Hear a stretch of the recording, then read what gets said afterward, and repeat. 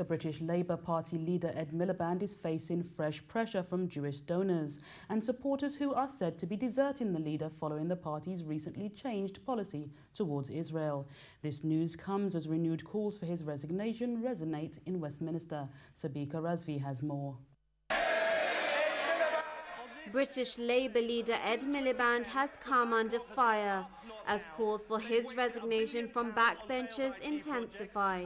He is facing harsh criticism over his abilities to lead the Labour Party to victory in the upcoming general elections. And now voters are also losing faith in him. A series of polls found that Mr. Miliband's support amongst Labour voters has slumped in recent months, with many worried he is not fit to lead the country. And in a new headache for Mr. Miliband, Jewish donors are also turning their backs on the opposition leader. A British daily, The Independent, revealed prominent Jewish donors are angry with Miliband's aggressive condemnation of the Israeli ground incursion into Gaza last August, which he described as wrong and unjustifiable, as well as a decision to whip a vote calling on the government to unilaterally recognize the state of Palestine. Even though Ed Miliband's stance had been described as principled by Labour sources, Jewish supporters have not seen his take in the same light, with many claiming Miliband and his shadow Foreign Secretary Douglas Alexander are bowing to union demands and employing new aggressive pro-Palestinian policies. Donors spoke to the newspaper anonymously, and according to the report, a previous donor described how he had been approached by the party to arrange a fundraising dinner, but found no takers because it was just too toxic for them to even consider. Donations from the Jewish community are worth hundreds of thousands of pounds a year and have flowed regularly into Labour's donation pot. However, with many making clear that they and others will not be supporting the party, the opposition will have to find another way to secure the estimated £19 million the party is allowed to spend in the run-up to the election. This development will come as a blow to Miliband, who has been earnestly trying to prove his worth as a winning leader. Joining us over the phone is political analyst Tahir Shah. Now, thank you for joining us, Tahir. How influential are the Jewish donors to the party, and what significant loss will their desertion to the party have on Labour? I would say that of all the domestic groups that exert influence on the two main parties, I think the pro-Israel lobby is probably the most influential of all the different groups that are out there. Now, The Independent on Sunday suggested that the Jewish donors are abandoning Labour over Ed Miliband's stance on the Gaza conflict. Has this led to a panic amongst Labour politicians, do you think? I'm sure it will do, because they are a very important source of finance for the party. However, it just goes to show what the actual Zionists are trying to do is actually prevent the Palestinians from actually having a fair voice, their voice heard within the mainstream parties. So, but many are also saying that Miliband is unable to lead his own party, let alone the country. Why are they so against him in this way? Sure, I mean, this is a slightly different matter. So Ed Miliband's own personal qualities are such that he's very intelligent and very, an intellectual and a reader of politics.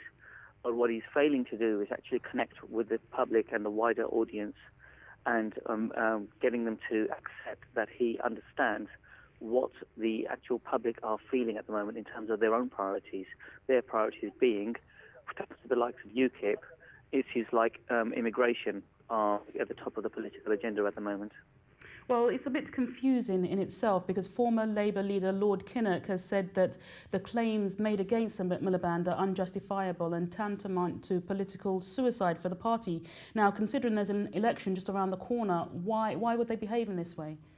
Yeah, I think that this is basically panic setting into the party. It's never a good idea to rock the boat so close to the election. It's too late now for Labour to actually go through the process of electing a different leader, and nobody who's credible is actually willing to put their name forward to challenge Ed Miliband. So what looks like is going to happen is people will be discontent with his leadership, will try to keep a lid on things, and if he wins the election, no one is predicting a majority for Labour, then they'll keep quiet until he actually steps down.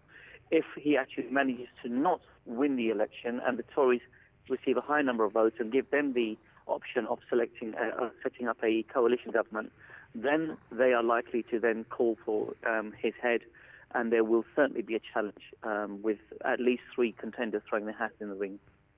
I'd like to just backtrack a bit, Tahir, and just go back to the Jewish donors that you discussed slightly earlier on. You made a statement about there being a plan to prevent Palestine from having a stance of some kind. Can you elaborate on that? Sure.